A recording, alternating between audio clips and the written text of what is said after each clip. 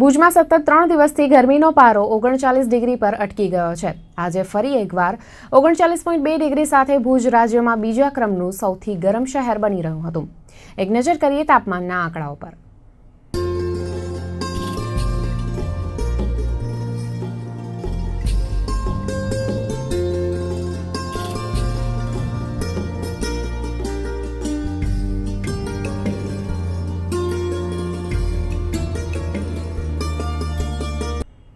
एक नजर करिए न्यूज अपडेट्स पर।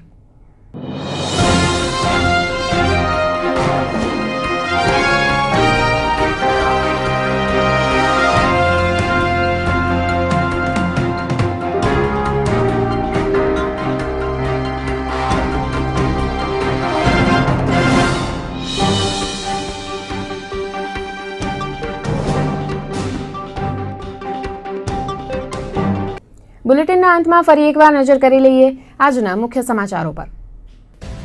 ભુજના જેઆઈસીમાં બંધ 17 પાકિસ્તાની નાગરિકોને પરત પાકિસ્તાન ડિપોર્ટ કરાશે।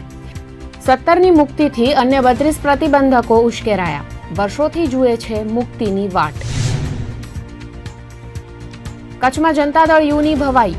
અબડાસામાં જિલ્લા પ્રમુખના બદલે બીજો જ ઉમેદવાર ઉભો રહેતા મેન્ડેટ ન અપાયું। રાપરમાં ઉમેદવાર મેન્ડેટ લેવા જ ન ડોકાયો। અરવિંદ કેજરીવાલ પર હુમલો કરવાના કેસમાં એકલધામના મહંત દેવનાથ બાપુની ધરપકડ। ગણતરીના કલાકોમાં બાપુનો જામીન પર છુટકારો।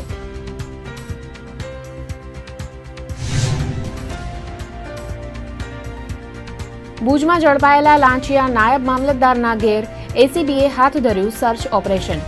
આવક કરતા અપ્રમાણસર મિલકત અંગે તપાસ। તો આ હતા આજના કચ્છ ઉદય ટીવી સમાચાર। ઉપસ્થિત થઈશું આવતીકાલે। નમસ્કાર।